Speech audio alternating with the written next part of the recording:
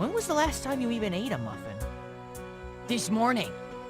Can't you see I'm fucking swimming in baking ingredients?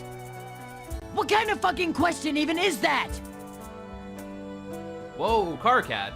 Cool your shit, man. Okay. Yeesh. Sorry. Are you allergic to nuts?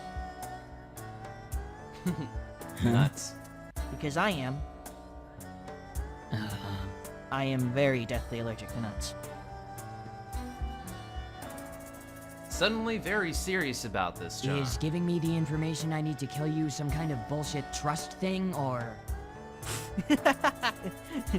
Death by nuts.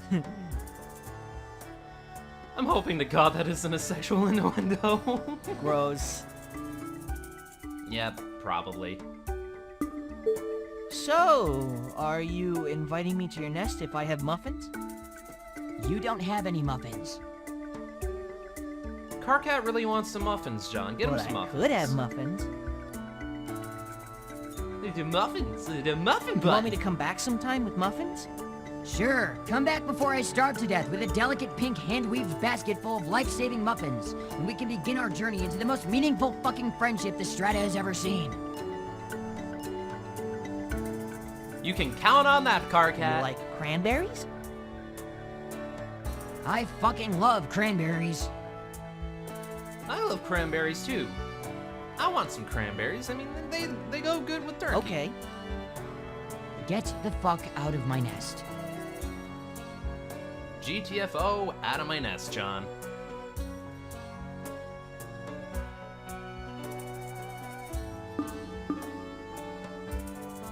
Let's entertain him with a Would hypothetical. you rather fight a horse-sized duck or 100 duck-sized horses? Karkat doesn't seem so entertained. Taking 45 minutes. Is he gonna be 15 minutes late? Come on. Brief run-in with a snake. I hope it wasn't that big of a snake. Oh, whoops.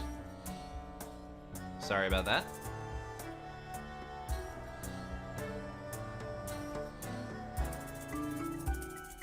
Well, curiosity nibbles at his thoughts. That's actually a really nice choice of words.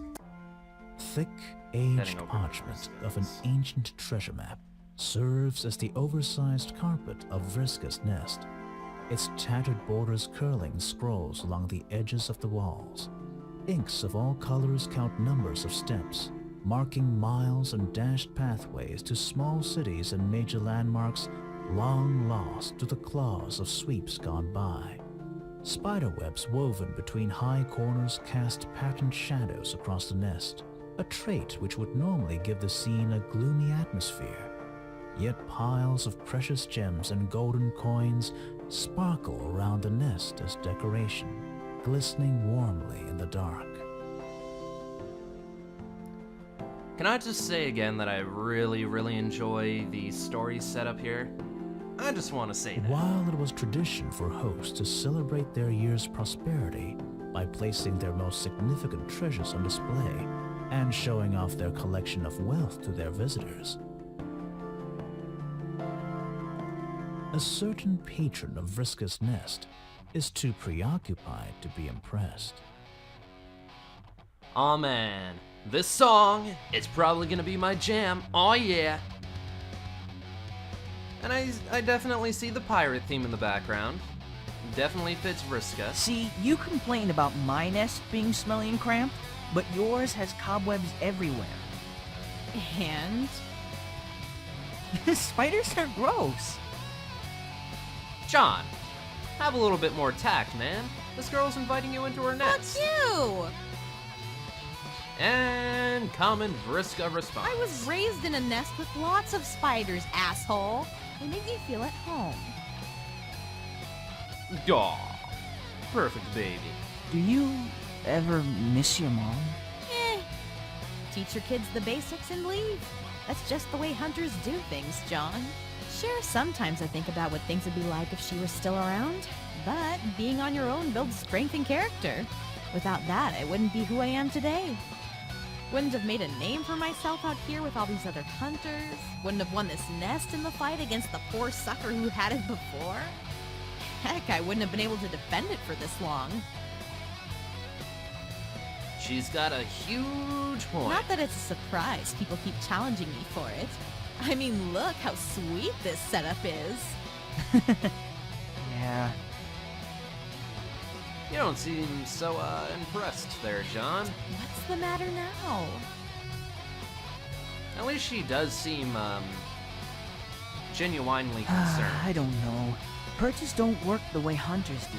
I mean, we fly away from home when we're of age and stuff, but our parents aren't supposed to just disappear. It's another sleep without my dad, and sometimes I wonder if he's ever coming back for me. See, this is what I've been trying to talk to you about. Look, maybe your dad comes back, maybe he doesn't. In the meantime, show some goddamn independence. Move on. Get over it. Show him you can do just fine on your own. What would he think if he knew you were wasting your life moping around waiting for him? Live for the people who are here for you, not for the people who could be. Yeah, I know. Aw, man. This visual novel's about to go otome. Chin up, John. You don't look No, we're down, not. remember? Besides, you have me. What more could you possibly need? Friends, a girlfriend, father's recognition,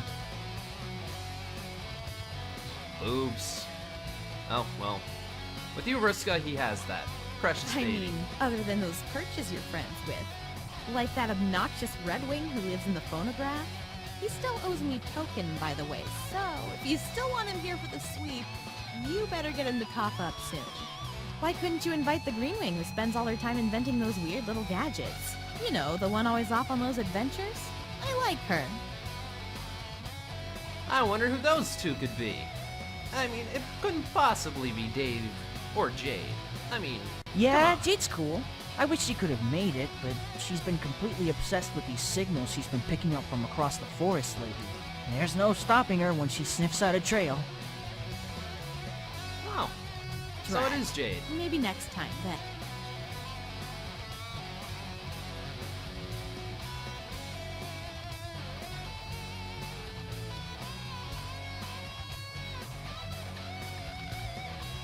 Yeah, she definitely is a, pirate bird.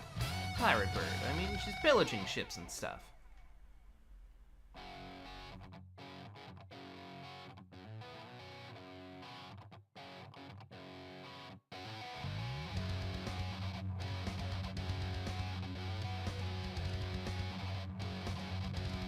Vriska, what kind of monsters are on the forest floor?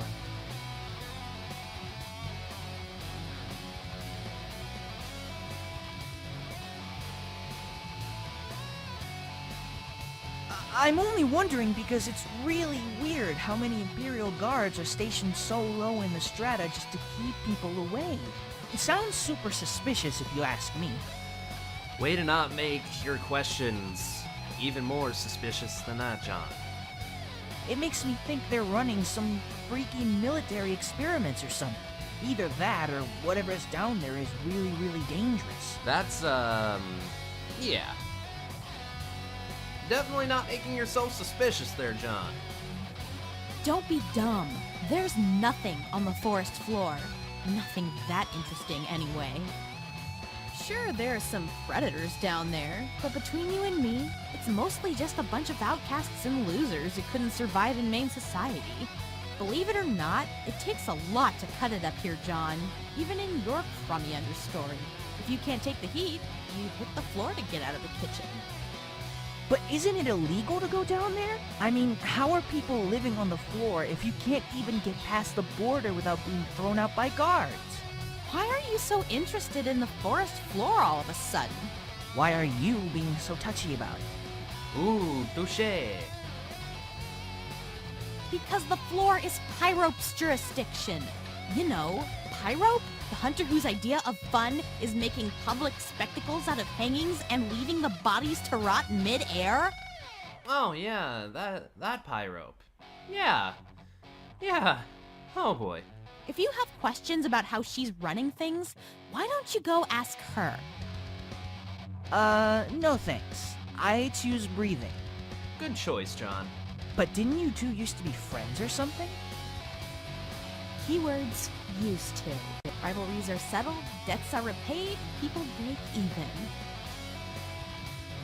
You move on. And you keep moving on by not sticking your nose in places it doesn't belong. Okay, I get the hint. No sneaking, no snooping, no asking questions. Great. Glad we had this conversation.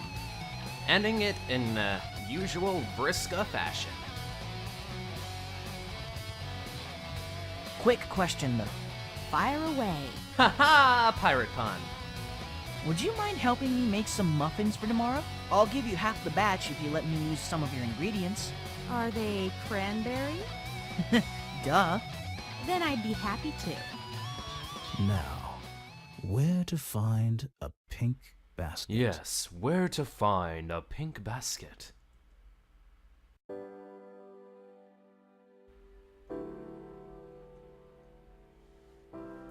And that's Arc 1, Chapter 1 of Featherbent. I hope you all enjoyed this so far from watching my Let's Play / Retsuridu. Oh, sorry, I went a little English there. But yeah, I hope you enjoyed watching my Let's Play, Let's Read of Featherbent. If you want to enjoy it on your own time and play it for yourself, I'll have the link for it in the info bar below.